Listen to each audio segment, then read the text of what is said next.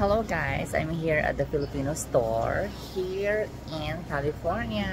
Take a look at this, the price of Kaimito Star Apple for 2 pieces, $11.54.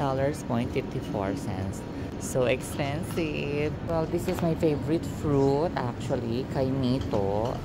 Sa Pilipinas, ang mura lang nito. In the Philippines, is very cheap, you know. Still, I have it. So, try na natin.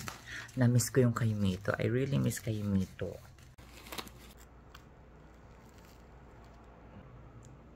So, ayan. Mmm. Mmm.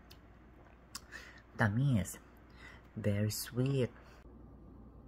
But you know, mas masarap pa rin yung sa Philippines. Kaimito in Philippines is much better, mas tasty, mas mabango.